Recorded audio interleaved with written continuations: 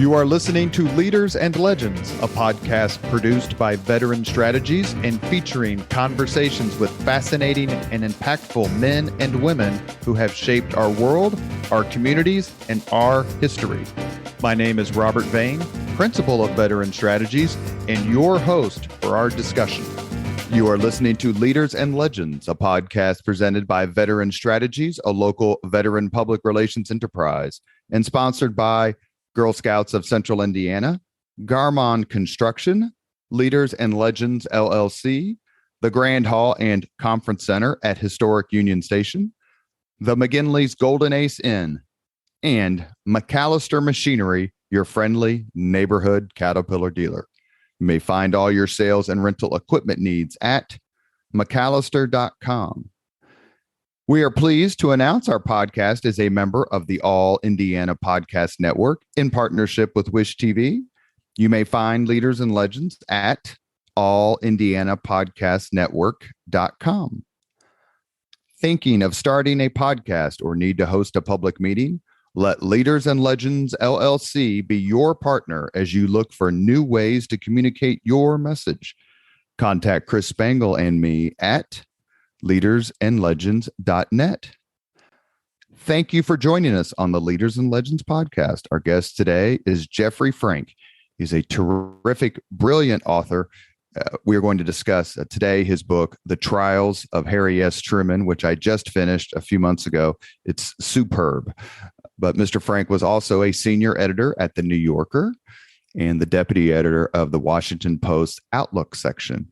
He is the author of another terrific book, which he said he will come back on the podcast to discuss, and that's Ike and Dick, Portrait of a Strange Political Marriage, which reminded me a lot in its own ways of Jules Witcover's book called Strange Bedfellows, which was about Nixon and Agnew, perhaps the strangest bedfellows of all. Mr. Frank, thank you very much for coming on the podcast. Thank you, Mr. Vane. Nice to meet you. Nice to be here. So let's get started very quickly on who Harry Truman was. You focus on his administration. I would say more on foreign policy than domestic policy. But the beginning of your book is kind of a short biography of how Truman got to the Senate and then eventually the vice presidency in 1944. So in your mind, who is Harry Truman and how did he sort of, I'm not going to say accidentally ascend to a high place in politics in Washington, D.C., but it doesn't appear to be part of some grand plan. No, actually, what's interesting, he really didn't begin his political career or in Washington. He was 50 years old. He'd run for some local offices. He was the county judge in Jackson County, which by the way had nothing to do with the law. It was just basically a county administrator. But then it sort of happened. He was close to Boss Pendergast, who was running the Democratic machine there, which is a slightly corrupt machine. But Truman himself was pretty clean. And then Pendergast said, "Would you like to run for Congress?" And Truman said, "Yeah, I'd love to." And then Pendergast said, "Well, you can't. But here you could run for the Senate," which was a really long shot. And that was 1950. I'm sorry, 1934, and he did. He won with a little help from some friends. Is that what we call it these days? Yeah. But he was someone who was very proud of his sort of everyman roots. And how did that translate into his public service career? Well, that was real. I think he was very proud of having served in World War I. He was actually faced combat. That was when he was in France with the Allied forces. You know, Franklin Roosevelt was in Washington. He was the Assistant Secretary of the Navy. I mean, so Truman from that period, Truman was he was proud of that, and he was proud of his own background. He'd been a farmer. Someone who was not a big fan of Truman. The editor of the Kansas City Star said when he became president, "Here's a man who spent 10 years looking at the rear end of a horse," because he was plowing the fields outside Grandview. But he was a tough guy, and that's what that prepared him. Then when he was in the Senate, he sort of had a great old time for his first term, but after he won his second term in 1940, he began to settle down. He became a much more serious legislator, and he had the idea of chairing a committee to look at waste and fraud in the defense industry. This is before the war started, and he was successful enough that he was on the cover of Time magazine, and he was a tough guy who knew what he wanted, and he studied hard. And I think that was also the real Truman. He was also a man who was limited by his background in some way. He was the son of grandson of the Confederacy, and that stayed with him. He was born, I think, was it 1884, May 8th, 1884? Yeah. And so how much did it matter in your mind to Missouri voters that he had looked at the back end of a horse or a mule? Was it a time still when that sort of rural background, much closer to the Thomas Jefferson view of what the United States should be, still had some cachet? I think it did have cachet in a sense, but that was before he was in the infantry and was saw combat in France, but of course it did count. I mean, he was one of them, and Jackson County was a deep part of him, a real part of him, and so I think it did count with voters in Jackson, and also he knew everyone in the county, so that's how that sort of got him his start in sort of local office. But between the Trumans and the Wallace, his family, Bess Wallace, his wife's family, they knew basically everybody. That's an exaggeration, but he was very much plugged into his local part of the world. Is there any? You mentioned his service in World War I. Is there any record, and we'll get to this later, that he ever was in the presence or met Douglas MacArthur while they were both over in France? Never. I think he was not even General Pershing, but he wasn't. I mean, and Eisenhower, by the way, at that time was somewhere training soldiers out in Texas. I mean, he was kind of a grunt, but he became more than that. And I think what he discovered that he could win the respect of men. He could command men. And this was, by the way, a Missouri Baptist, and he was commanding, Irish Catholics from Kansas City, and he pulled it off, and that sort of gave him a lot of confidence, and that was very important to him too. And he was a slight man, as opposed to like Patton, who was bigger, and some of the other more kind of commanding presence. Truman would be a point guard in today's society. Yeah, but that's true enough. But Truman was a little bit sensitive about that. But after he met Stalin and Churchill, they were all short guys. I think Stalin was the shortest, but I think they're all about 5'5" or 5'6", and Truman was very much aware of that, and say he was and he was sensitive about his height and his slightness. But how did his time in the Senate, to the extent you can be? But how did his time in the Senate? He was elected in 1934. He joins Franklin Roosevelt's ticket for the fourth term in 1944. They displace Henry Wallace. And I'm going to ask you about him in terms of Truman's reception from the more progressive or liberal wing of the party. But how did his being in the Senate train him to be president? Because he was vice president for only 3 months, 2 months, 3 months. Yeah. Well, I mean, I'm not sure that it did. It's a job that you really can't train for. And but he was able to he was a legislator, and he got along with his fellow senators, and I think he didn't know much about say foreign affairs, but he learned. As I said earlier, he was a good student. He really immersed himself in the briefing books, in the papers, and so on. After Roosevelt died, and he was it's when he first met Averell Harriman, who rushed back from Moscow. Averell Harriman was the American ambassador to the Soviet Union. As Harriman started to talk about, did you read the stuff I sent you? Are you aware that Stalin is not keeping his word about Poland? And Truman said, yeah, I read everything. And I think Truman really had read everything.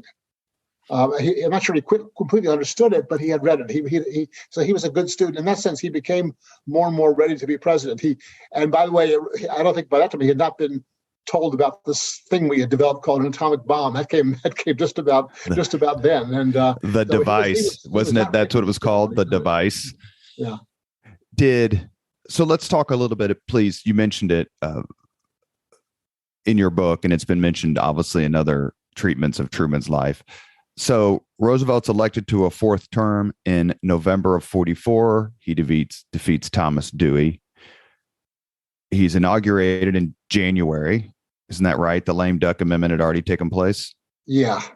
And so he's inaugurated in January of 45. He dies April 12th of 45. Right. So Truman is basically for 3 months vice president. And everything I've ever read about Truman, including your treatment, it mentions just how out of the loop and uninformed Truman was as vice president, that it was like almost purposeful by Franklin Roosevelt to keep him away or just not consider him.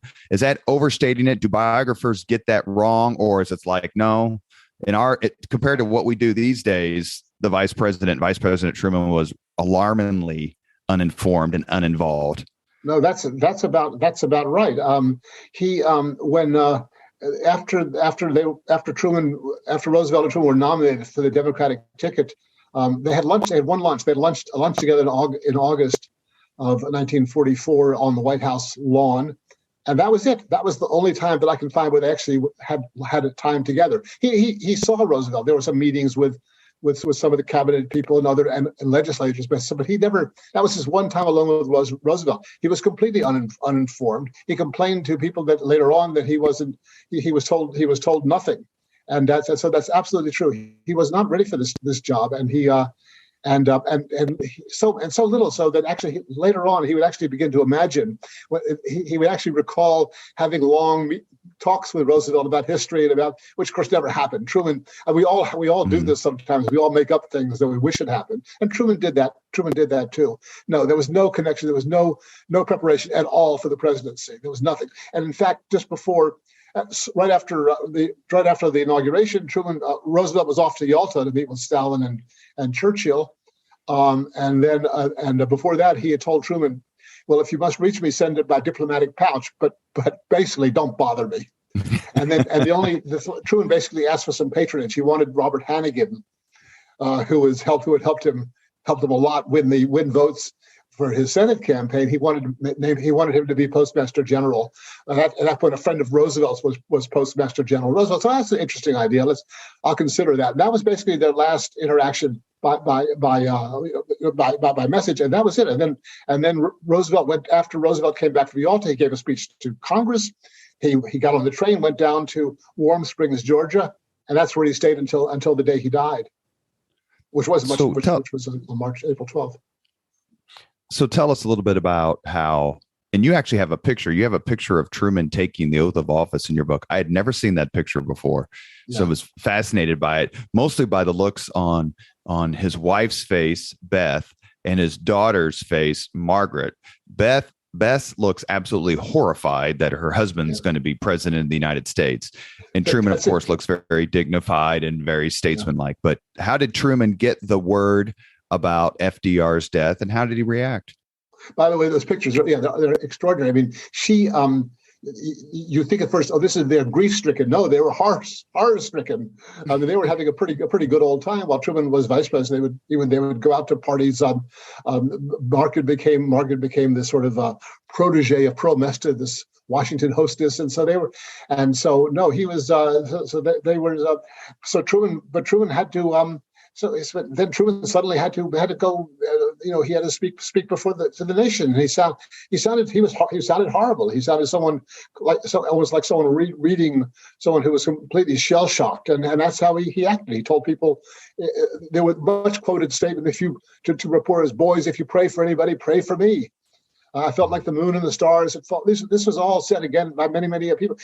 Many accounts have him meeting with Eleanor Roosevelt right after the word came to him, and basically saying, "What can I do for you?" He had been planning to have a poker game that night with one of his friends, and then the word came, "You better get to the White House quick." And he got to the White House, and they found out quick that what had gone on, and from then on his life changed. he was been living in an apartment on Upper Connecticut Avenue in Washington, in the sort of just south of Chevy Chase Circle, and he sent he had his wife and daughter come down for the swearing in, and that was it. From now on, he was president. Secret Service, all of it. He I think he lived in his apartment for a few more days, but then he moved to Blair House across the Lafayette Park while Mrs. Roosevelt stayed in the White House, and then Truman moved to the White House. His life changed just like that. You mentioned, I can't imagine. I mean, you go through all the presidents and you look at Lyndon Johnson's face, on Air Force One after November 22nd, 63. But you mentioned something a few minutes ago, and I want to make sure, since we're all history buffs here on the Leaders and Legends podcast, Truman was a great lover of history and a voracious reader. But in your book, and I'm sure that helped him kind of get through the transition period, right? And try to help him understand the issues and make the right decision. But he misapplied it sometimes, or his interpretation seemed a bit off. You detail that in the book. How do you think that Truman's love of history and perhaps sometimes sketchy interpretation of it affected his time as president and his leadership? Oh, I don't know. I'm not sure. I mean, he had his own very peculiar reading of history, but I'm really not sure. I mean, he tended to, we all sort of reassess presidents. I mean, I think Truman thought very highly of Andrew Johnson, who was probably one of our worst presidents, and so on. I think he was. I think Lincoln's presidency influenced him, and I think he just tried to be judicious. He was a great reader of history.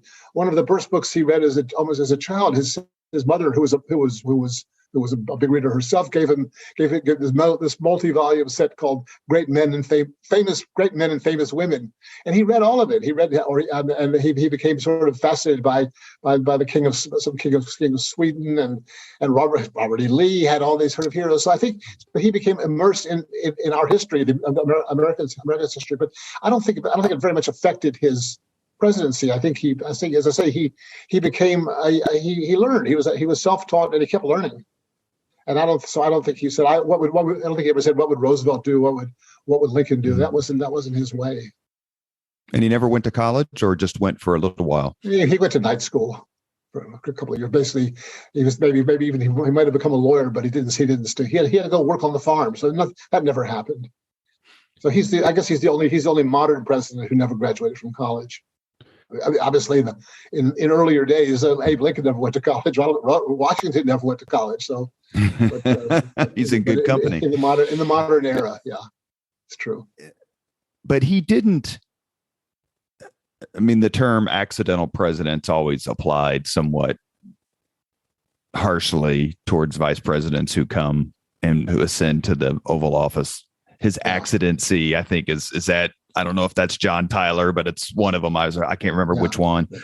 But he didn't jack around, in a sense that when he became president and didn't like, oh, I shouldn't be here. I mean, he may have lamented his fate, but it wasn't like, from what I read, that he acted differently because he didn't get there on his own.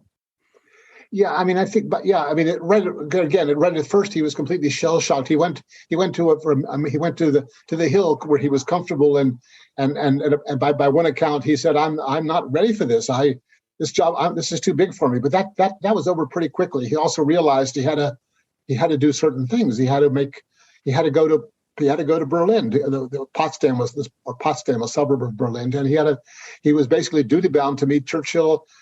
Prime Minister Churchill of England and Joseph Stalin, the leader of Russia, and he didn't particularly want to go, but he knew he had to go, and so that was so he jumped into it. He knew who else was going to do this, and he also realized that the United States was it. We were the world's only power at that point. We were the superpower in every way. We were wealthier than any other country. We were more powerful any other country, and he was the president. So therefore, that alone, that gave him the authority in some way that even if he didn't have it, he had it as being president. And I think he quickly realized that being president of the United States was a big deal, even if he himself wasn't a big deal. And he came around on that.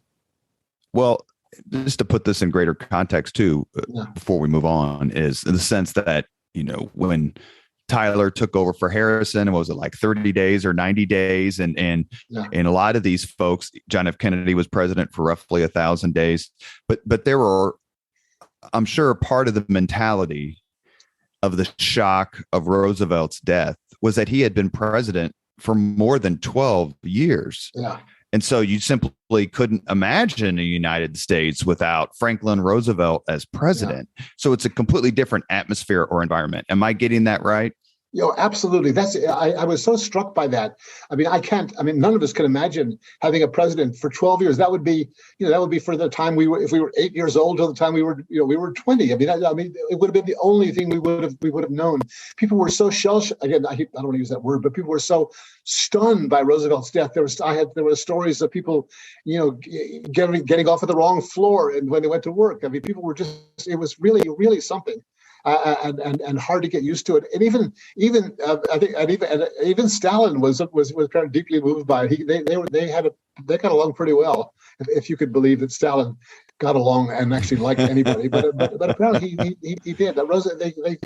Here were two kind of big guys who had been in power. Stalin had been in since 1929, but Roosevelt had been in since 1932. They've been around a long time, and they kind of understood each other. And it's unimaginable that we can have anything like that today. Obviously, no president could be president for 3 terms anymore. For more than 2 terms now. So. You're listening to the Leaders and Legends podcast. Our guest is author and historian Jeffrey Frank. We're discussing his wonderful book that's gotten just terrific reviews all over the place. And the book is called The Trials of Harry S. Truman, The Extraordinary Presidency of an Ordinary Man, 1945 to 1953. You mentioned it just a few minutes ago. Shortly thereafter he becomes president, just 2 or 3 months later, he has to go to Potsdam, Germany for the latest meeting of the so-called Big Three. Yeah. And it's interesting dynamics because Yalta, I think, is in February of 45. This is in July of 45. And what was Roosevelt, Churchill, Stalin eventually became Truman, Clement Attlee, Stalin at Potsdam.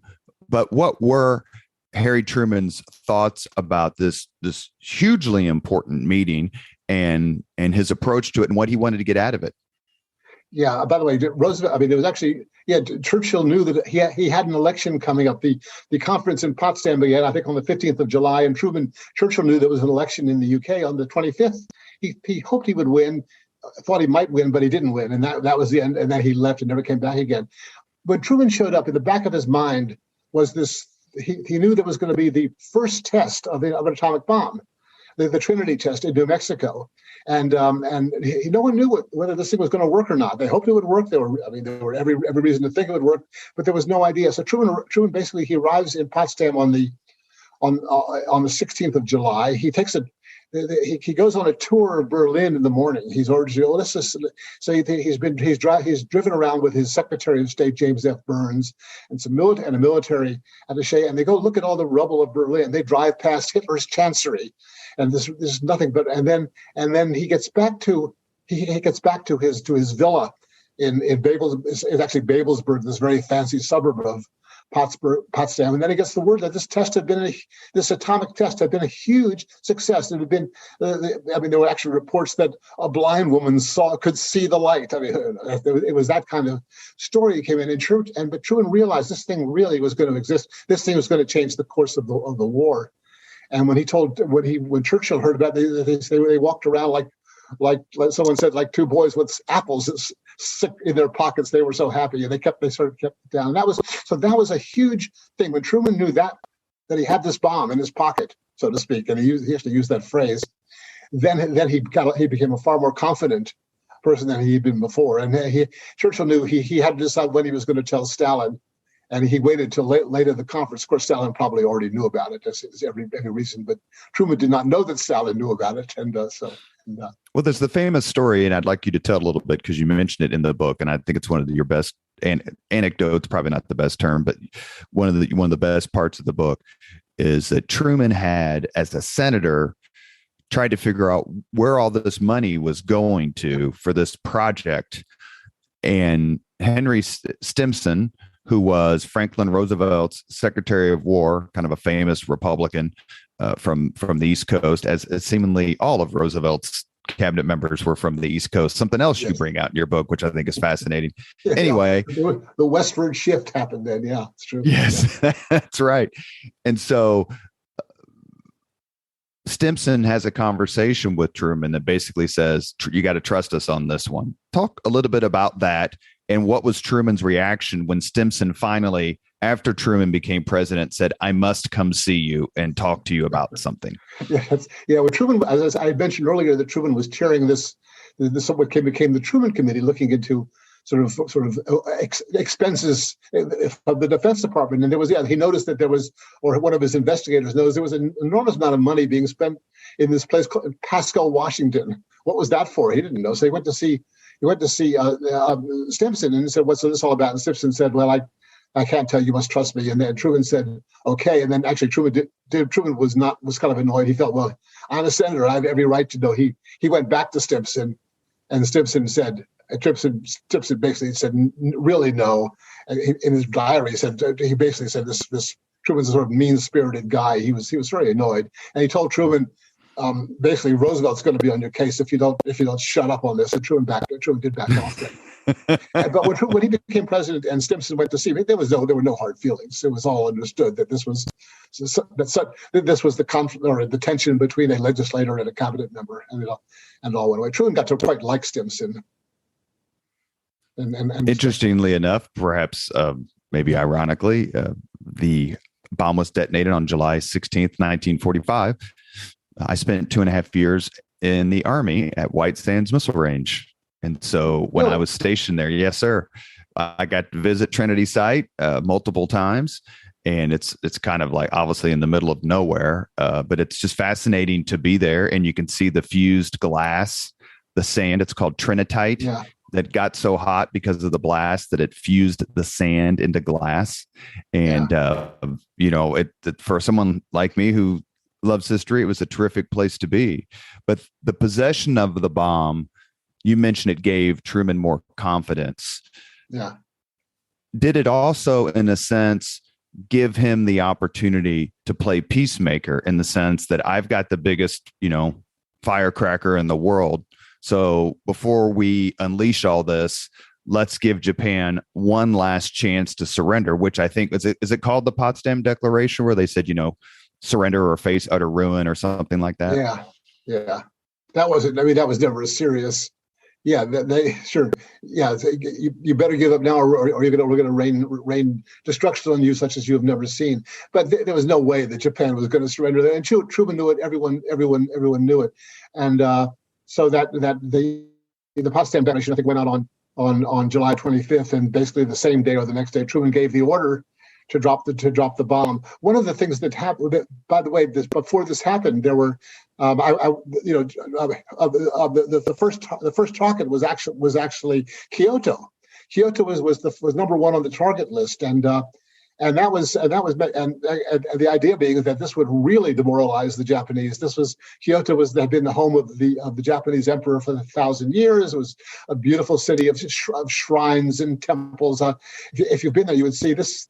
There's not one military reason to bomb Kyoto, and Stimson, who had seen Kyoto, went to Truman and said, they will never forgive us. And so people say that Truman's big decision was dropping the atomic bomb. His big decision was not to drop the atomic bomb on Kyoto. The decision was kind of made before he became president, and there was no. And doesn't Truman deserve, not only in this instance but throughout your book, throughout his time, high praise for listening? Just one of the things that came through when reading your book is that he genuinely gave people a chance to say their piece and listen to them, whether it was Stimson or Marshall or Atchison or Harriman or whomever. It was like, I want to know what you're thinking, and because I want to actually honestly put it in the cauldron and stir it up and see what we're going to come up with. Yeah, that's exactly right. And he didn't want to take credit for things that other people deserve credit for. He was very generous with passing around credit to others. He also really, and of course, he was really lucky with his cabinet officers later on. I mean, particularly George Marshall, who he said he's one of the great ones of our time. So he had actually I used the word almost a man crush on Marshall, and it was He did. And it was so real that Marshall told one of his biographers, Forrest Pogue, that I could get him to do anything. And he said that's right. I remember reading that in the Forrest Pogue books. Yeah. So to finish up on the A-bomb decision, there has been, at the time, there were, my senior seminar in undergraduate school was about the atomic bomb and the decision and the building of it, which of course fit into my military service like a glove. But there were a lot of folks, including Chief of Staff and 5-star Admiral William Leahy, who said the thing's never going to work. And there were a lot of people who said, look, we don't have any sympathy for the Japanese. I mean, contemporaneously, like, you Pearl Harbor, this is what you, along with all the fire bombings they did of Tokyo and other cities, like, you're getting what you deserved. But post World War II and certainly Vietnam era scholarship has somewhat, or tried to make the case, whether it's Barton Bernstein or Gar Alperowitz, that the Japanese were going to surrender. We didn't need to use the bomb. Truman made the wrong decision. What, as a historian and someone who lived through this Vietnam era, this scholarship, what's your take on that? Did Truman make the right decision? He made. I think he made the only decision he could make. The idea we were still actually we were still fighting this. The Japanese were a hated enemy. They had the Americans who had died at Okinawa already was a great number. Truman was told that if we were to have a land invasion of Japan, it would cost 500,000 dead. That was not a good estimate. But there was no way that Truman could not do it, and there was no way that a president in wartime would not do whatever he could do to end this war as quickly as possible. There's no evidence that the Japanese were ready to surrender. They weren't ready to surrender after Hiroshima. It took the Nagasaki bomb to finally bring them to the table. And the idea that they could have been scared into surrendering by sort of a demonstration, that in the first place, the Japanese would have probably taken American POWs and put them into the target area, which would have sort of dissuaded us. I have a footnote. I kind of wish I'd put this in the text. I have a footnote in the book that Admiral Strauss, who later became the chairman of the Atomic Energy Commission, had this thought that we could have dropped the first bomb this is a demonstration, on the Nikko forest, where these huge cedar trees grew, and then we would evacuate everybody, and drop the bomb. When everyone came back, they would see these huge trees sort of scattered like windrows, and you would see the power of the bomb. That never went anywhere. It probably wouldn't have worked, but anyway, that sort of thing was out there. But the idea that the Japanese would have surrendered, there would have been a lot more fighting going on. And people, by the way, the number of the atomic bomb killed many fewer people than the firebombing of Tokyo did, as you suggested earlier. So what it last? I'm sorry. No, you go ahead, please. No. It was Truman. Truman never regretted it, and I'm not even sure. I don't think he felt guilt about it, but he wanted to stop it. That was after the second bomb. He said, "I don't want to kill any more kids." And yet there was a third bomb ready to go, and they might well, if the Japanese hadn't surrendered, we'll never know.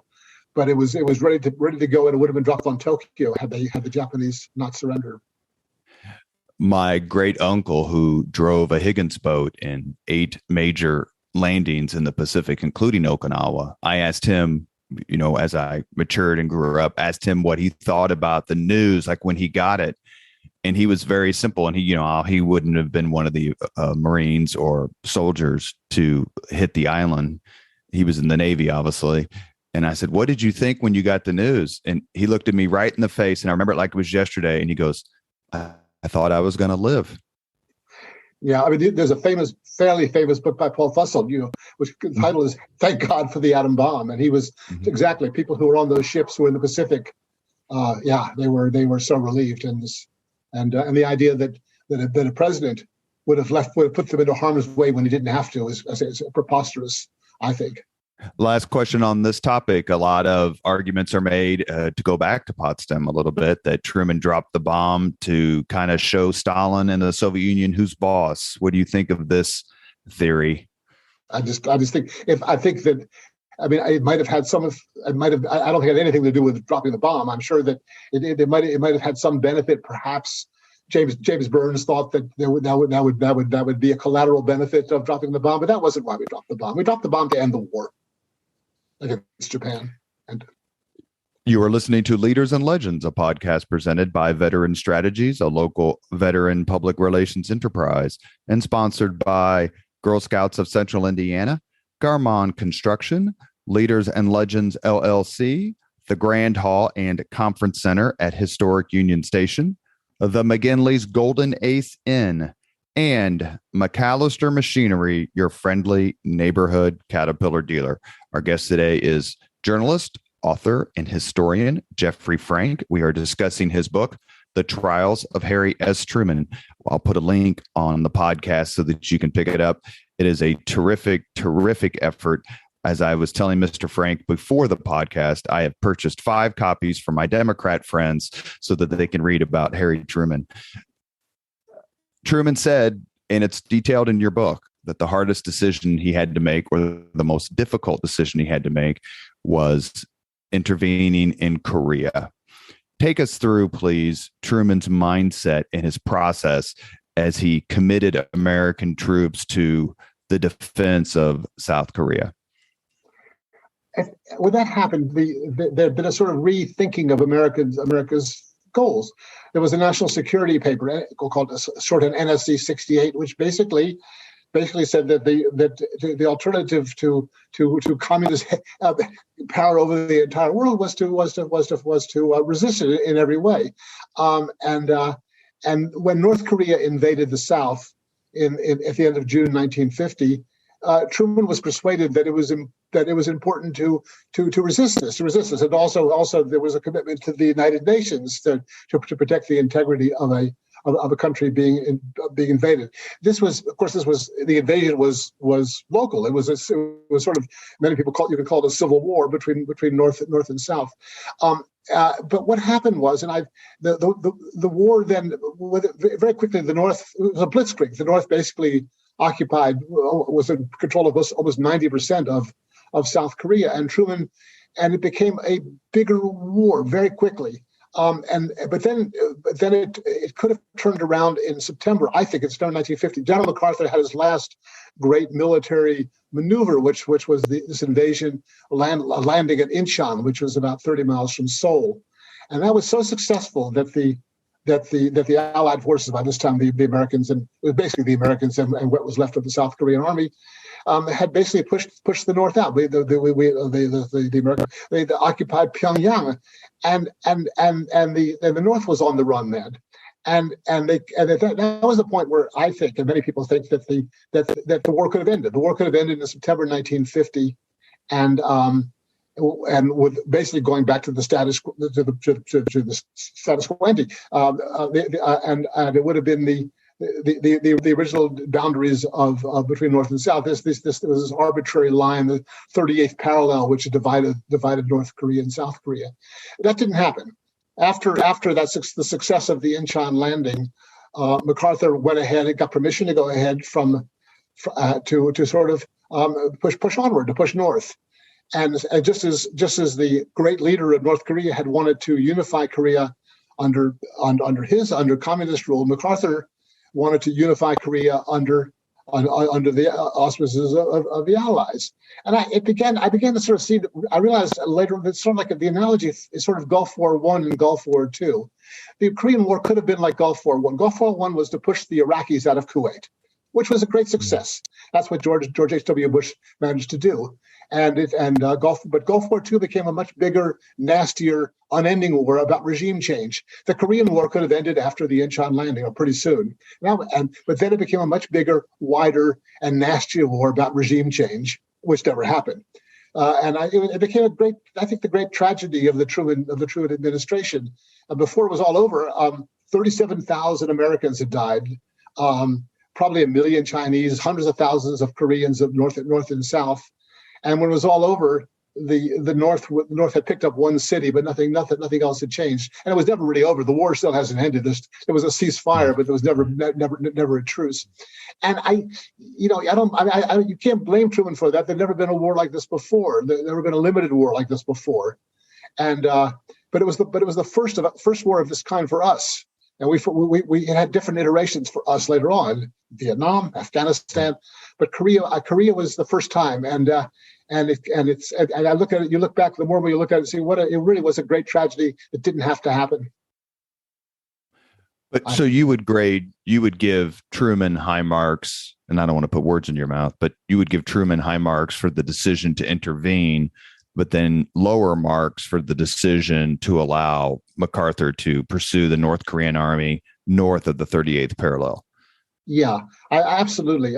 He basically gave up control of the war to his general, and people were afraid of MacArthur. MacArthur was a big guy. Even General Marshall, when he became Secretary of Defense, he was skittish about it. He was one of Eisenhower's top aides said MacArthur was not a person; he was a personage, and people were very much intimidated by him. And even though you have to realize that you think of MacArthur he was not this great general. MacArthur did not spend one single night in Korea during the entire course of the war, from June 1950 until he got fired in April 51. And then he was stationed over in Japan. He was stationed over in Japan because he was kind of the overlord of Japan after World War II. Yeah, he was but you make a great point. I don't think in our lifetime, I'm 54, a little bit younger than you perhaps, but in our lifetime, we've ever had a general so, I want to say deified, but maybe revered or so respected like MacArthur was in World War II and leading up to in the first year or so of the Korean War. Like, we just haven't experienced that. Colin Powell would be the only person that I could think of, but even though he was in Vietnam, he really didn't. He wasn't this demigod that MacArthur was. So, for Truman, who was a captain of artillery in World War I, to tell Douglas MacArthur, 5-star general, this is how you fight the war, was almost ludicrous. Yeah. Truman didn't like MacArthur even before he fired him. In his diary, he would speak of this sort of. He would say, "I wish we had better, people, not better people." But he was sort of slightly. He was intimidated by him. General Eisenhower. President Eisenhower once remarked to Ann Whitman, his confidential secretary, about MacArthur. He had worked with MacArthur in the Philippines. He'd been under MacArthur. I guess I forget whether he was a major or lieutenant colonel. He was a major. And he said to Ann Whitman, "How could such a damn fool become a general?" He was not respected among his peers, and which was not the same thing. But he had a great PR machine, and that's where he got his power, and he had. And he had his fans in Congress. Eisenhower was, to me, the model of a hero president, of a hero general who really could lead a country. This is off the subject, but I realize more and more realize as time goes by how damn lucky we were as a country to have had Eisenhower as president when he was. Completely agree, and I guess we should note, in fairness to General of the Army MacArthur, he once praised Eisenhower by calling him the best clerk I ever had. That's very good. Truman fired Douglas MacArthur in an act that shocked the nation, shocked the country. Would you have fired MacArthur as Truman did? Oh, sure. MacArthur was told. Truman at that point was trying to sue for peace, was trying to work out a peace agreement with the North. They never, or ceasefire. And he basically gave orders to MacArthur, stop advancing north. And MacArthur said, basically no. And that's what did it for Truman. That was a complete disobedience of the civilian authorities. So yeah, he had no choice. And he met with the Joint Chiefs, and everyone agreed that was it. He had to go. So, and then MacArthur comes back to the United States, where he hadn't been for, was it a dozen years or 24 years or whatever it had been forever. Yeah. And he gives this speech in Congress where he famously said, "Old soldiers never die. They just fade away." Yeah. But Truman got past that. He didn't regret. Truman had sort of a very good instinct for for politics, and he kind of knew that this wasn't going to last. Yeah, MacArthur's speech at the time was a huge success. People had tears in their eyes. One congressman said it was I used it. It was like hearing God in the flesh. I mean, but if you watch MacArthur's speech today, you see this theatrical elderly man with a comb over, and you see, where did this come from? And then he did fade away. He went on a tour, visiting different places, and then the crowds got smaller and smaller. And then there were hearings about the war, and MacArthur testified. And basically, sometimes you can't really read MacArthur. He said when I saw the amount of death and destruction, I wanted to vomit. I don't know. Since he'd given the orders that caused lots of it, I don't quite know what he meant. But we talked about, because we were doing some Cold War discussion here on the Leaders and Legends podcast with Jeffrey Frank. So let's give Truman his due. The 1948 election, he runs with Alben Barkley from Kentucky, I think, against Thomas Dewey, who was governor of New York, and Earl Warren, who was governor of California. And in probably the biggest upset until 2016, Truman wins re-election. We've all seen the newspaper photo or the photo of him holding, I think it's the Chicago Tribune, isn't it? Dewey defeats Truman. How did Truman win that race that almost no one thought he could win? By the way, and won handily. Yeah. By the way, the comparison to 2016 doesn't quite hold, because Truman won the popular vote by a huge margin too. It wasn't just the Electoral College. Yeah, I think people admired his. Well, I don't know. First of all, the polls said he couldn't win. I guess obviously the polls weren't all that great. People didn't much like Dewey. Dewey was not a very appealing figure. He was a New Yorker with a mustache and very, very, very slick. Truman was one of the people, and he was a fighter. And I think people admired that too. And also Truman was a great campaigner. He loved campaigning. He connected on TV and radio. He was terrible, but out with the crowds, he connected with voters. He would also talk about the Do Nothing Congress, which was completely unfair. It was a Do a Lot Congress. It turned out that was the Congress that passed the Marshall Plan. He had passed the Atomic Energy Act of 1946, but Truman was very effective at using that sort of rhetoric.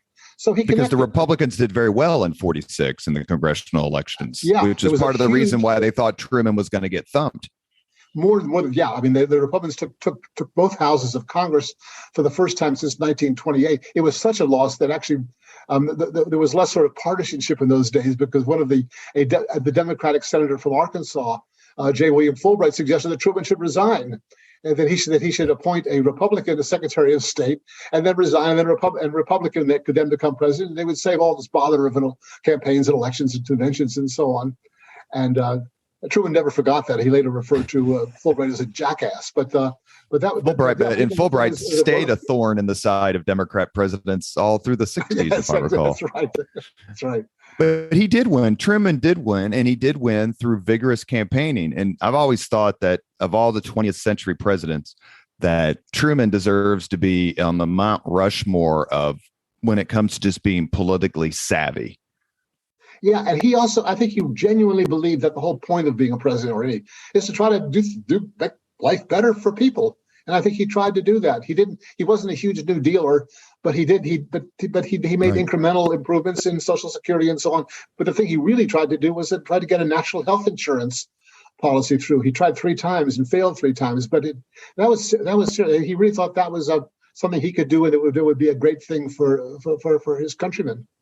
So that was that. The idea that being president, the point of it was to try to help your fellow Americans. Was real, and I think people sensed that.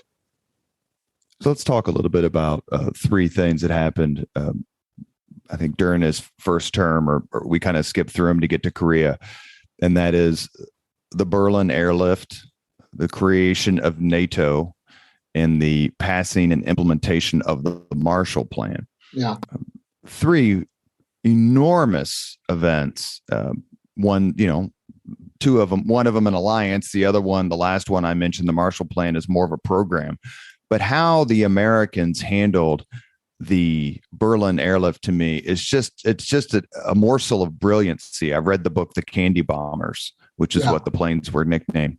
Talk to us maybe, if you want to, in order of those three things, how Truman was involved and why you would give, as I think he deserves, why you would give President Truman, high marks for all three. Oh, absolutely. He didn't actually have that much to do with the Marshall Plan himself, but his advisors did. The same with the Berlin airlift. But the Berlin airlift was a brilliant response to what was happening. The Russians were aggressively blocking access to Berlin, which as you know was like this little island in the middle of East Germany, which was under Soviet control. And so, was there going to be a war? Well, no. I mean, a war would have been hopeless. Admiral Leahy knew that there was no way we could fight and win a war there. And when the blockade went up, what do we do? Well, there was actually one entrance into Berlin still, and that was by air. And they came up with the idea that we could fly enough supplies of heating oil and food and so on to keep the Berliners warm and fed. It lasted, and it was a huge success. And finally, and meanwhile, there was a counter blockade, which was also hurting Russia, and that finally wound down. NATO, which came in actually the second term, was another huge success. Truman, it was this alliance of countries, these Northern countries. There were, and Truman said, let's try to compare it to a neighborhood watch group. And which was he's always the local politician, always the local politician, but understood but also that was a good way to explain it to his countrymen. We're like a bunch of neighbors trying to help each other. And so England, France, the Scandinavian countries, we could all, and that's what they did, and it was a very effective alliance. It changed greatly. I don't know. I always wonder what Truman would have thought about the NATO expansion, which George Kennan thought was maybe the great tragedy of the post-Cold War era, to expand NATO as it was. But the Marshall Plan was the really amazing thing. I think when you ask this, I asked this question. This question had never been asked. What would a country that had unlimited strength, unlimited military power, and unlimited wealth, how would they handle it? And the Marshall Plan was the answer to that. This act of extraordinary generosity, also self-interest, but generosity, to sort of build, rebuild the rubble of Europe, and also the defeated nations of Europe, Germany, and then later on Japan. And it was extraordinary policy and extraordinarily successful. And we're still feeling the success of it today. And that's something that Truman, I think, will be more than anything. I mean, NATO in one way, but also the Marshall Plan in a big way. And the Berlin airlift was a sign of what we could do with short of war to defend our interests. We have a few more minutes with author Jeffrey Frank. You discuss, and then it was in this other book that I read earlier in the year, Truman's achievements, Truman's attitude towards civil rights, post-World War II civil rights. If you read about some of the things that the treatment of returning African-American soldiers from World War II, it just makes your stomach turn. There's famous individual cases where people were beaten or murdered down in the South. You mentioned a few minutes ago, as we started the podcast, that Truman is basically the descendant of Confederates out there in Missouri. And he had a lot of friends in the Senate. The Democrats were disproportionately representing the South and had that Southern racist, there's no other word for it, bigoted attitude. And he was friends with them. How do you grade Harry Truman's efforts and achievements on civil rights, to include the report to secure these rights, which I think is a fascinating document? It is. I mean, he really was someone who transcended his own background. He did not particularly like African Americans. He actually gave a speech which said they do not want social equality, and basically making clear, well, we don't want it either. But they want justice, and he came to believe in that. I think what happened, that yes, you mentioned these horrendous of things happening in the South. There was one particular case where a returning GI named Isaac Woodard was intentionally blinded by a local lawman who basically put his billy club right through his eyeballs and potentially blinded him. And that became a huge case, actually so much so that Orson Welles, who by that time had a regular 15-minute broadcast, talked about it, read the affidavit that Isaac Woodard filed. Truman was deeply affected by this, and he actually spoke at the Lincoln Memorial. Along with these hated enemies in Missouri of people like Eleanor Roosevelt and Justice Black and the head of the NAACP, and he said basically, the African Americans our Negro citizens deserve every opportunity to succeed, to prosper in this country, just as the rest of us. He once said something, and I've used this before, that he said there are two people sit at this desk: the President of the United States and Harry Truman. And when he was speaking about civil rights, it was the President of the United States. It wasn't Harry Truman, who still had these. He still privately he used the N-word. He was still by modern standards a racist. But the President of the United States was going to do what he could for all Americans, and so I would give him high grades. And the civil rights bill that he proposed was sort of modest by modern standards, but it was enough to alienate the South. Basically, the South has stayed alienated. They walked out of the 48 convention, and that's when the Dixiecrat Party, the so-called Dixiecrat Party, was formed, and it was the third party in the 48 election. This makes President Truman's triumph in the 48 election even more astonishing. I think it's one of the most incredible political achievements, Truman's election in 48 in his own right. One of the most astonishing political achievements in American history, that he could survive not only the Republicans, who had just done very well in the 46 midterms, but the fact that the Dixiecrats under Strom Thurmond siphoned away several electoral votes, and he had Henry Wallace and the Progressives who were siphoning away some Democrat votes. It's just a remarkable achievement. Speaking of domestic achievements, where would Truman famously left office in 52 with an approval rating at 26 or 31 or something? It was absolutely abysmal. Fluctuated, definitely in the low 30s at best. Yeah. So how would you grade him as civil rights aside, just domestically, with everything he had to worry about in terms of the international situation? Do you believe he was a successful president in terms of domestic policy?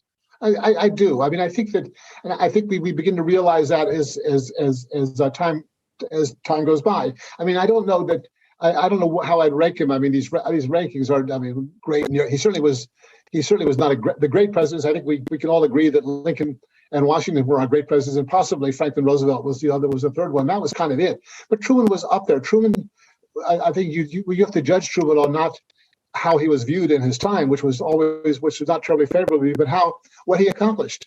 And Henry Steele Commager did a piece for Look magazine late in his second term, saying, for all these, we didn't mention all the sort of pathetic little scandals that followed him too. They were as he was leaving office, or the fact that he tried to seize the steel industry and was shot down by the Supreme Court. The Supreme Court, by the way, that was consisted entirely of justices appointed by Truman and Franklin Roosevelt. Said no. That was, but for all that, it was what he accomplished. He left the world safer for time, and he made the country, and he did things for his countrymen, and by those standards, he was a successful president, and that's why we like him. And he was always, by the way, he was an honorable man, for all of his flaws, for all of his vanities, and so on. And he was a man, he deeply loved the Constitution, and being an American, he was a patriot in the best sense of the word. He loved this country's good history, and it meant a lot to him, and he loved being part of it. And would you say, how much credit would you give to David McCullough in his biography, Truman, in the revitalization and sort of revisionist look at Truman's presidency? I think it was very important. David McCullough's book really, became a bestseller. People began to say, "Oh well, Truman." I mean, people were already. A lot of historians were sort of viewing Truman much more favorably, but David McCullough made it much more real, much more human. David McCullough was an extraordinary, sort of detailed, granular, cradle to grave biography. I mean, you mentioned that I did a I did a preface sort of covering Truman up until the presidency. McCullough went back through generations of Trumans who really saw where he came from. So it was an extraordinary achievement, what McCullough's. But it was obviously he had a different goal. Mine was basically the biography of a presidency. McCullough was the biography of a person, a man. You mentioned his name a few minutes ago, and that in some ways, Dwight Eisenhower, 5-star general, was Harry Truman's beau ideal of a general, along with George Marshall. And if we're talking about leaders, we should mention William Leahy, who was actually the highest ranking military man in World War II. Most people don't realize that, but he received 5-star rank before anyone else, one day before Marshall. But famously, President Truman and General Eisenhower had a massive falling out as we got into the 1952 campaign, which eventually was won by Eisenhower. Talk to us a little bit about how they fell out, and do you believe that Truman offered to step aside so that Eisenhower could be president in 48 or 52? Because Truman could have run for another term in 52 because the 22nd Amendment didn't apply to him. I believe the 48 story. I believe that when he saw Roosevelt, when he saw Eisenhower in Germany before Potsdam, and he turned to him and said, "General, I can give you anything you want, including the presidency." I think he meant it. I don't know whether he would have, if Ike had said, which I think Truman knew that Eisenhower would never have said, "Sure, give me the presidency." I'm sure Truman knew that would never happen, but it was a way to tell Eisenhower that he admired him, and he did admire him greatly. And so in 52, there was never an offer of the presidency to Eisenhower, but Eisenhower was being promoted by people, including Franklin Roosevelt's children, to be nominated. But Truman was not going to run again in 52. He was worn out. His wife was worn out. And when he announced in April of 52 that he wasn't going to run again, it was basically not much of a secret anymore. The falling out with Eisenhower was sort of a sad story. I mean, they really did. Eisenhower really kind of liked Truman. Truman really admired Eisenhower, but when the Democratic nominee Adlai Stevenson was running against Eisenhower, and Truman, always the partisan guy, jumped into it. And I think what cut it for Truman was when Eisenhower didn't defend George Marshall, who had been Eisenhower's mentor and his helper. Who helped Eisenhower's career. And Eisenhower genuinely admired Marshall, but there was a moment in the campaign when Marshall was being trashed by Senator McCarthy and by Senator Jennings, and basically being accused of being a crypto communist. And Eisenhower had defended MacArthur. Had defended Marshall in a speech, and the speech had actually been printed in the New York Times as an advanced text, and then. So everyone knew he was going to say this, but when he came to it, he was speaking in Wisconsin, the home state of Senator McCarthy. Eisenhower took it out of the speech, and it never ran. Truman thought that was gutless, and it was. It was Eisenhower's. It was really a spineless moment. Eisenhower. I'm a great admirer of Eisenhower, but it was not a great moment. Eisenhower. It was basically welcome to politics, Ike. And he didn't do the right. He didn't do the right thing. Do you? I'm going to forgave Truman for that. They spoke. They became courteous later on, though not during the inauguration. And but they never really. I never really forgave him. I don't think. They bonded a little bit when they saw each other at the funeral of John F. Kennedy. Yeah, and that kind of thawed it a little bit, but they never became close again, if I remember. No, they're right. They had coffee together, and Eisenhower visited the Truman Library to sort of see how do you do this. But there was never any closeness between them after the 52 campaign. Let me ask you one final question before we move on to the 5 questions that we ask all of our guests here on the Leaders and Legends podcast. Do you have a favorite Truman story? There's so many. No. I sort of like the familiar ones. I sort of love his attack on the music critic of the Washington Post after he gave a bad review to his daughter. This is a famous story, but there's more to it than that. He wrote this letter he was in a terrible state. He had the Korean War was going on, and his press secretary, Charlie Ross, who had been a friend since childhood, had just suddenly died at his desk. But Truman was in an emotional mess. And then his daughter Margaret gave a recital at Constitution Hall, and by God, she got a bad review from the Washington Post critic, and it was really a nasty review. And Truman was so ticked off that he wrote a letter to Hume saying, if I ever run into you, you may need a new beefsteak for your eye, maybe a supporter below. And this letter, I mentioned Charlie Ross. This letter would never have gone out had Ross lived. There would have been an outbox. He would have seen it. What is this? But Truman left the White House and put it in a mailbox. And that's how it was delivered. So I sort of love that story. This was Truman being free and unrestrained. My favorite Truman story, you mentioned it, you alluded to it, is that when the date of Dwight Eisenhower's inauguration as president, Dwight Eisenhower noticed his son, John, who had been deployed to Korea. His son, John, was in the audience, and Eisenhower was convinced that it was done to embarrass him. Yeah. And personally, and Eisenhower looked at Truman and goes, "Who ordered my son here?" And Eisenhower had a very famous temper, very curtly looked at Truman and said, "Who ordered my son here?" And Truman's response, which is just absolutely perfect, he looked at Eisenhower and said, "The President of the United States did." I just love that. It's so Truman.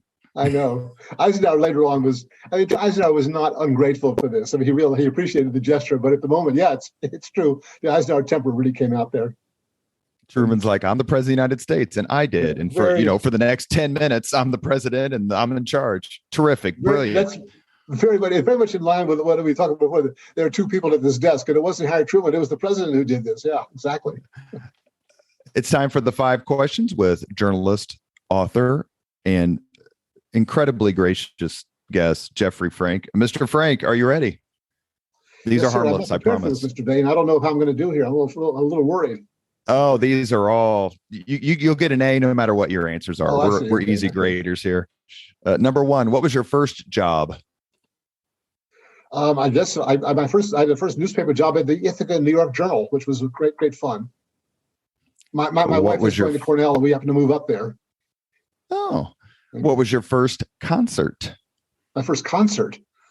Well, my sister's became a cellist with the National Symphony, so it was probably some concert by the National Symphony when I was a kid, dragged to by my father.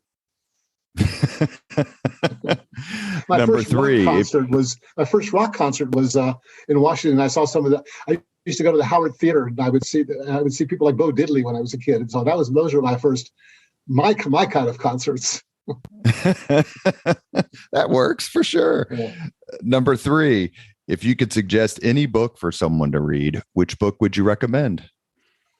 Oh my goodness! I mean, that's. I guess I would recommend a novel. I mean, I would recommend Middlemarch. I mean, something to get us away from this, from this time. I would recommend histories. I would recommend a book, a biography of Theodore Roosevelt. I would recommend. I don't know. I'm just trying to think. There's so many.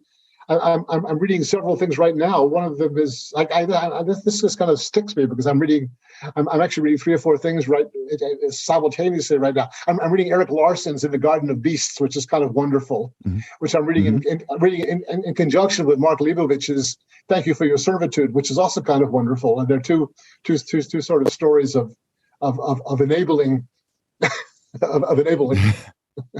Eric Larson's books get mentioned quite a bit when I ask this question of other guests. I'm currently reading. I'm late coming to that, so I'm reading it right now for the first time. I'm reading Harold Holzer's book on the press and presidents, which is terrific. Terrific. Yeah. Oh, yeah. And he's come on the podcast twice. He was an amazing guest. Yeah. Thank you, Ruthie. Number 4, if you could witness any event in history, be there in person as it happens, which event would you choose? I suppose the Gettysburg Address. I mean, I would have been such a great moment to have been there to that horrible war, and then to have heard Lincoln deliver that amazing address. I like to think that I would have heard it and reacted and realized that it was something special. Unlike the Chicago newspaper that said the dishwatery utterances of the man who has to be pointed out to intelligent foreigners as the president of the United States, perhaps the worst speech review in the history of the United States. Yeah. Last question, and this will be interesting because I know you've had dinner with a lot of amazing people, but if you could have dinner with anyone living today, 2 hours off the record to talk about anything you want, whom would you choose? I mean, that is really unfair because I can't think of any politician I would want to have dinner with today. Well, Barack Obama and George W. Bush are the two most popular answers, just to give you I'd hint. rather. I feel like there's nothing I wouldn't have heard before from either one of them. Okay, but I'm sure that Barack Obama would have some great gossip to spread. I would enjoy. I'd like to sit down with Mitch McConnell if he would open up to me. He's Mitch McConnell. That's a good answer. If he would open up, I don't know, but I hear that he doesn't open up. But if I could, but I would love to have dinner with Richard Nixon, but he's not around anymore. I met him once. And, what about Monica Crowley? She wrote those really good books, or I'm actually in Monica's book. And what about Pat Buchanan? He's wrote two terrific books on Nixon, The Greatest Comeback and Nixon's White House Wars. I mean, they were something else. You must know Monica's Pat Buchanan. Book, I'm actually in Monica Crowley's book by name. For? I had tried to get, this is when I was at the Washington Post and I was in the Outlook section, and this was toward the end of first George Bush's term, and I thought, let's get Richard Nixon to write about the relations with the Soviet Union. This is when Yeltsin had taken over, and so I said, Nixon will never write for the Washington Post. Well, so let me give it a try. So I called his house, and there was Monica Crowley who answered the phone, and she said, I'll see if he'll do it. And so he sent a piece in, which I thought was pretty good. I edited it pretty hard, sent it back. I got it back the next morning, much better version than I did. Nixon had re-edited it and made it much better than I had made it. And we ran it. It was great. Apparently, the piece actually had some effect on our policy vis-a-vis Russia. And I became friends with Monica. We actually ran Monica's excerpt at the New Yorker. We ran an excerpt from Monica's book about I'd love Nixon. To have her on the podcast to talk about Nixon. Would absolutely love to. I need to take a flyer and reach out to her. She's great. I do not understand her feelings about the last president, but we're still very good friends, and we just don't talk about that. I think that's I would say something like, "What would Nixon attitude?" do?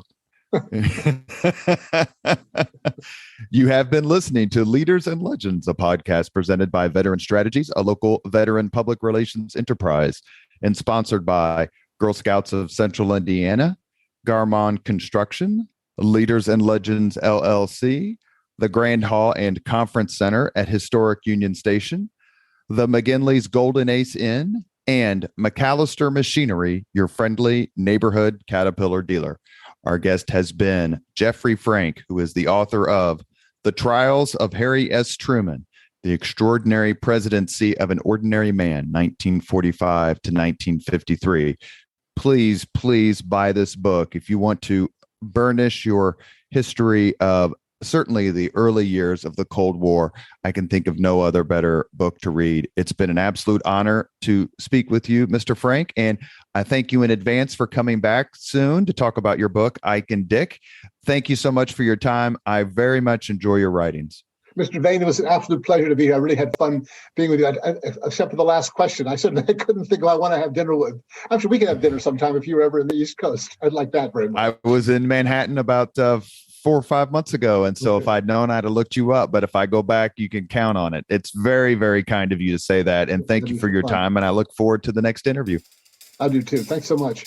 Thank you very much for listening to Leaders and Legends, brought to you by Veteran Strategies Incorporated. If you want to contact us about this program or our menu of public relations services, please send us an email at robert@veteranstrategies.com. That's robert@veteranstrategies.com.